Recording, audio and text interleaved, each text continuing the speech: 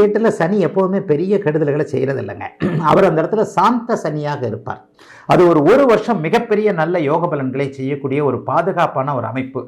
வீடு வாகனம் போன்றவைகளில் செலவுகள் வைக்கும். வீடு வாங்குறதுல கவனமாக இருக்கணும், வீட்டு மனம் வாங்குறதுல கவனமாக இருக்கணும். வாகனங்கள் அடிக்கடி பழுது வைக்கும். சின்ன இந்த உங்கள் சொந்த வாழ்க்கையில் அந்தஸ்து கௌரவம் நல்லாயிருக்கும். இதுவரைக்கும் இருந்து வந்த கடன் நோய் எதிர்ப்புகள் தீரும்.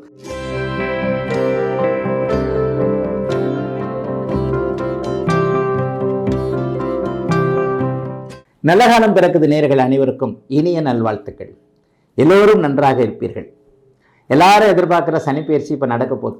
ஒரு 2.5 வருஷத்துக்கு ஒரு தடவை நடக்கக்கூடிய சனிப்பெயர்ச்சி கடுமையான எல்லாருக்குமே ஒரு மாதிரியான ஒரு இன்பமான ஒரு எதிர்பார்ப்பும், அதே நேரத்தில் ஒரு பயம் கலந்த எதிர்பார்ப்பும் சனிப்பெயர்ச்சியில் நிச்சயமாக இருக்கும். சனிப்பெயர்ச்சி எப்போ நடக்க போது? இந்த மார்ச் மாதம், வருகின்ற மார்ச் மாதம் 29ஆம் தேதி சனிப்பெயர்ச்சி நடக்க இருக்குது. இந்த சனிப்பெயர்ச்சி 2.25 வருஷம் அல்லது 2.5 வருஷம் பொதுவாக வரும். ஒரு 2.5 வருஷத்துக்கு ஒரு தடவை வரக்கூடிய ஒரு அமைப்பு. ஆக அடுத்த வருடம் 2027ஆம் வருடம் ஜூன் மாதம் வரைக்குமே இந்த சனி பயிற்சி நீடிக்கும், 2.5 வருஷ காலத்திற்கு. இப்போது கும்ப வீட்டில் இருக்கக்கூடிய சனி இனிமேல் மீன வீட்டிற்கு மாறப்போகிறார். பொதுவாகவே குருவின் வீட்டில் இருக்கக்கூடிய சனி 12 ராசிக்காரர்களுக்கும் அப்படி ஒன்றும் பெரிய கெடுபலன்களை தருவார் அப்படின்றது கிடையாதுங்க. 3, 6, 11ஆம் இடங்களில் இருக்கக்கூடிய சனி மிகப்பெரிய நல்ல யோக பலன்களை செய்வார். சில பேருக்கு கொஞ்சம் கஷ்டத்தையும் சில பேருக்கு கொஞ்சம் சாதகமற்ற அமைப்பையும் கண்டிப்பாக தருவார். 7.5 சனி அஷ்டமச்சனி வர்றது தான் கொஞ்சம் பெரிய அளவில் கொஞ்சம் சோதனைகளை கொடுக்குங்க. மற்ற ராசிக்காரர்கள் பெரிய அளவில் கண்டிப்பாக பயப்பட தேவையில்லை. அதே நேரத்தில் 7.5 சனியில் கூட எல்லாருக்கும் கஷ்டங்களை செஞ்சிடாது. 50 வயதுக்கு மேற்பட்ட நிலைமையில் இருக்கக்கூடிய, அது ஒரு 50 வயசுக்கு மேற்பட்டவங்களுக்கு அப்படி ஒன்றும் பெரிய கஷ்டங்களை 7.5 சனி மாற்றம், 7.5 சனியே வந்தால் கூட பெரிய அளவில் கொடுக்காதுங்க. ஏன்னா சனி பகவான் மங்கு சனி, பொங்கு சனி இந்த மாதிரியான அமைப்புகளில் கொடுக்கக்கூடிய அமைப்பு. எல்லாத்துலேயுமே ஒரு விதிவிலக்கு இருக்குது. 7.5 சனினா என்னங்க? 2.5 வருஷம் உங்களுக்கு 12ஆம் இடத்துல உங்கள் ராசிக்கு, இப்போ நீங்கள் தனுசு ராசிக்காரங்களா இருக்கிறீங்கன்னு வைங்க, விருச்சிக ராசிக்கு வரும்போதே அவர் உங்களுக்கு விரயச்சனியாக வந்துடுவார். உங்கள் ராசியிலே உட்காந்துருக்கும் போது ஜென்மச்சனியாக இருப்பார். அடுத்து பார்த்தீங்க அப்படின்னு சொன்னால் உங்களுக்கு 2ஆம் இடத்துல போகும்போது அப்படியே பாதச்சனின்னு சொல்லப்படக்கூடிய அமைப்புகள். இப்போ பார்த்தீங்க அப்படின்னு சொன்னால் ஜென்மச்சனி விலகப் போகின்றது கும்பராசிக்கு. அவங்களுக்கு பெரிய அளவில் கண்டிப்பாக நன்றாக இருக்கும். அதில் ஒரு பெரிய கஷ்டமே கிடையாது. மகர ராசிக்காரர்களுக்கு 7.5 சனி முழுமையாகவே விலகுது. ஒரு 7.5 வருஷம் இருந்து வந்த கஷ்டங்கள் அத்தனையும் அவர்களுக்கு விலகுது. கடகராசிக்காரர்களுக்கு பார்த்தீங்கன்னா அஷ்டமச்சனி கம்ப்ளீட்டாக அப்படியே விலகுது. ஆக இந்த 3 ராசிக்காரர்களுக்கு இப்போ இருக்கக்கூடிய துன்பங்கள் விலகக்கூடிய அமைப்புகள் இந்த நிலைமையில் இந்த சனி பயிற்சியில் நடக்குதுங்க. இன்னொன்று, யோகம்னு யாராவது ஒருத்தருக்கு ஆகும் இல்லையா? அந்த யோகத்தில் பெரிய நல்ல யோகம் எந்த ராசிக்காரர்களுக்கு வரும் அப்படின்னு பார்த்தீங்கன்னா, ரிஷபராசிக்காரர்களுக்கு 11ஆம் இடத்துல சனி பகவான் வர்றார். துலா ராசிக்காரர்களுக்கு 6ஆம் இடத்துல சனி பகவான் வர்றார். இந்த 2 ராசிக்காரர்களுக்கும் 90% பெரிய அளவில் தொட்டது துலங்கம்னு சொல்லுவோம் இல்லையா? அந்த தொட்டது துலங்கக்கூடிய அளவிற்கு மிகப்பெரிய நல்ல பலன்கள் நடக்கக்கூடிய அமைப்பு இந்த சனி பயிற்சியில் இருக்குங்க. 7.5 சனி வருது, அஷ்டம சனி வருதுன்னா கண்டிப்பாக கவலைப்பட வேண்டாம். இந்த இடம் சிம்மராசிக்காரர்களுக்கு அஷ்டம சனி வருது. ஆனால் சிம்மராசிக்காரர்களுக்கு பெரிய கடுமையான கெடும் பலன்கள் எதுவுமே இருக்காது. ஏன் அப்படின்னு பார்த்தீங்க அப்படின்னு சொன்னால், ஒரு நிலைமையில் அவங்களுக்கு 7ஆம் இடத்துல ராகு இருக்கிறதுனால ஒரு வேதை அமைப்பு வருகிறது. ஆகவே அஷ்டமச்சனி தொல்லைகளை இந்த தடவை விதிவிலக்காக சிம்மராசிக்காரர்களுக்கு இருக்காது. சனின்னு கண்டிப்பாக பயப்பட வேணாங்க. சனி பகவான் சமூகத்தில் உங்களுக்கு சில அனுபவங்களை கொடுத்து வாழ்க்கை என்பதை என்னன்னு புரிய வைக்கக்கூடிய ஒரு கிரகம். அதாவது அம்மா அப்பா நெருப்பு சுடும்னு சொல்கிறாங்கன்னு வைங்க, ஒரு குழந்தைக்கு நெருப்பு சுடும்னு சொல்லி கொடுக்குறாங்க. அப்போ அந்த நேரத்தில் எந்த ஒரு விஷயத்தையும் செய்யாத ஒரு குழந்தை டக்குன்னு அப்பா அம்மா இப்படி நகண்டவொடனே நெருப்பில் கை வைக்குது பாருங்க. நெருப்பு எப்படி சுடும்ன்றதை தெரிஞ்சுக்கிறதுக்கு அது கை வைக்குது பார்த்தீங்களா? அந்த மாதிரியான அனுபவத்தை கொடுக்கக்கூடியவர் தாங்க சனி. சனி அந்த நேரங்களில் 7.5 சனி அஷ்டமச்சனி போன்ற அமைப்புகளில் கஷ்டங்களை கொடுத்தாலும் கூட அந்த 2.5 வருஷமோ அந்த கடுமையான அமைப்புகளில் யார் எப்படிப்பட்டவர்ன்றதை புரிய வைக்கிறதுக்காக தாங்க கஷ்டத்தை கொடுப்பாரு. நம்ம பாட்டில் வெள்ளந்தி மாதிரி யாராவது ஒருத்தரை நம்பிடுவோம், அப்படி நம்புவோம், இப்படி நம்புவோம், ஒரு சொந்தக்காரரை நம்புவோம், ஒரு இவரை நம்புவோம், ஒரு அறியாத ஒருத்தரை நம்பி ஒரு தொழிலை ஆரம்பிச்சிருவோம், ஒருத்தர் ஆசை வார்த்தைகளை சொல்லுவார், அதை நம்பி தொழிலை ஆரம்பிச்சிருவோம். இப்படிலாம் நீ இருக்கக்கூடாது.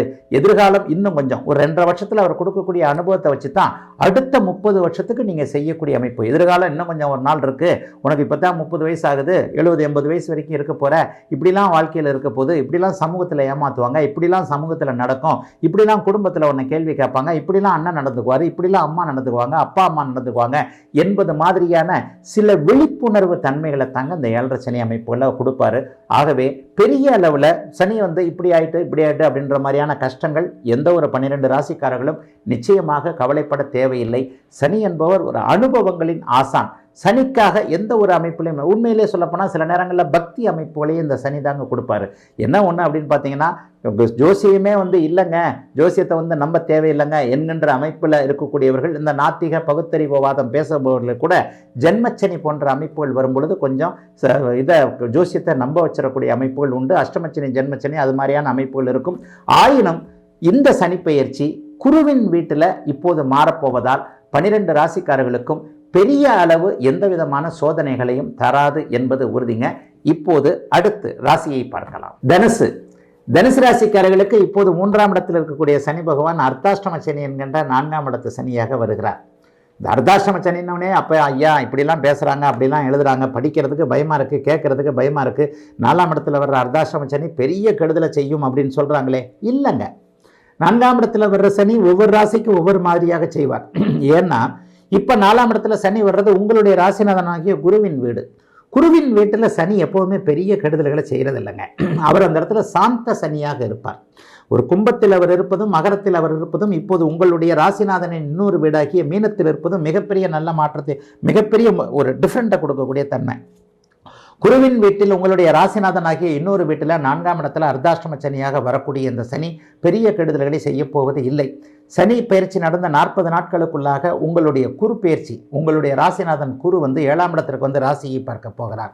அது ஒரு வருஷம் மிகப்பெரிய நல்ல யோக பலன்களை செய்யக்கூடிய ஒரு பாதுகாப்பான ஒரு அமைப்பு. அதற்கப்புறம் பார்த்தீங்கன்னா ஒரு 4 நாள்லேயே, அதாவது சனி பயிற்சி நடந்து ஒரு 45 நாட்களுக்குள்ளாகவே இந்த 3ஆம் இடத்திற்கு ராகு விடுகிறார். ஆக எப்படி பார்த்தாலும் ஒரு 1.5 வருஷத்துக்கு 3ஆம் இடத்துல ராகு இருக்கிறதும் 1 வருஷத்துக்கு 7ஆம் இடத்துல குரு இருக்கிறதும் பெரிய அளவில் உங்களுக்கு பாதுகாப்பாக இருக்கக்கூடிய அமைப்பு. ஆகவே அர்த்தாஷ்டம சனி என்பது தனுசு ராசிக்காரர்களுக்கு கெடுதலை செய்து விடுமோ என்கின்ற அமைப்பை கண்டிப்பாக நினைக்க வேண்டாம். உங்களுக்கு இந்த சனி நல்லதைத்தான் செய்யும். சரி, உண்மையில் சனி என்னதான் பண்ணும்? 4ஆம் இடத்தை கெடுக்கக்கூடிய அமைப்புகளை செய்யும். வீடு வாகனம் போன்றவைகளில் செலவுகள் வைக்கும். வீடு வாங்குறதுல கவனமாக இருக்கணும், வீட்டு மனம் வாங்குறதுல கவனமாக இருக்கணும். எங்கேயாவது ஒரு வில்லங்கத்தை கொண்டு வரும், அட்வான்ஸை கொடுத்துட்டே வீடு முடிக்க முடியலன்ற ஒரு விஷயங்கள் வரும். அல்லது வீட்டுக்கு எல்லாமே கொடுத்து வீட்டுக்காரன் பில்டரை ஏமாத்துறான்னு வரும். கட்டிடம் கொத்தனார் விஷயத்தில் ரொம்ப கவனமாக இருங்க. வீடு கட்டுறவங்க அவரை நம்பினேன் இவரை நம்பினேன்ற மாதிரி இல்லாமல் எதையும் நம்பாமல் ரொம்ப கவனமாக இருங்க. வாகனங்கள் அடிக்கடி பழுது வைக்கும். இந்த பழைய வாகனத்தை வாங்கிட்டு புதுசாக வண்டி எதனா வாங்கலாம் அப்படின்னு பார்த்தா அந்த வண்டியை வாங்க முடியலையே என்கின்ற மாதிரியான சோதனையான அமைப்புகள்லாம் இருக்கும். அம்மாவை பற்றி கொஞ்சம் கவலைகள் இருக்கும். அம்மாவோட சேர்ந்து இருக்க முடியாது, அம்மாவை பிரிய மாதிரி இருக்கும். அம்மா தனியாக இருக்கிறாங்களே, அம்மாவுக்கு உடம்பு சரியில்லையே, அம்மாவை பற்றின ஹெல்த்து. பொதுவாகவே தனுசு ராசிக்காரர்கள் மிகப்பெரிய ஒரு அம்மா பாசக்காரர்களாக இருப்பீர்கள். அவங்க எல்லாத்துக்குமே தாய் பற்றிய ஒரு கவலைகள் இருக்கக்கூடிய தன்மைகள் உண்டு. மற்றபடி உங்கள் சொந்த வாழ்க்கையில் அந்தஸ்து கௌரவம் நல்லாயிருக்கும்.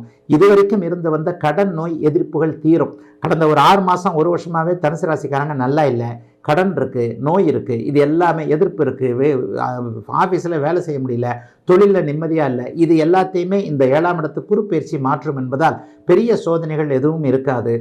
முயற்சிகள் பலிக்கக்கூடிய தன்மைகள் கண்டிப்பாக உண்டு. குறிப்பாக கலைத்துறை, இசைத்துறை போன்ற அமைப்புகளில் இருக்கக்கூடியவர்கள் எல்லாருக்குமே நல்ல மாற்றங்கள் சர்வ நிச்சயமாக உண்டு.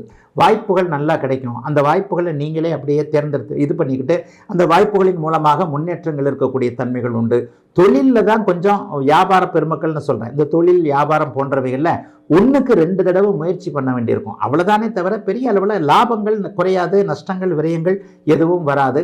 தொழிலில் ஒரு தானே இருந்து பார்த்து உடையவன் எல்லா இருக்கை பால்னு ஒரு பழமொழி இருக்கு இல்லையா? முதலாளியாக நம்ம இருக்கும்போது நாமே இருந்து பார்த்து எல்லாவற்றையும் அடிமுதல் நுனி வரை பார்த்து அதன் பிறகு லாபம் சம்பாதிக்க வேண்டிய அர்த்தாஷ்டம சனியாக அமைந்திருக்கிறது. பெரிய சோதனைகள் எதையும் கொடுக்காத 70 மார்க் கொடுக்கக்கூடிய சனிப்பெயர்ச்சி தனுசு ராசிக்காரங்க எல்லாருக்குமே இந்த சனிப்பெயர்ச்சி.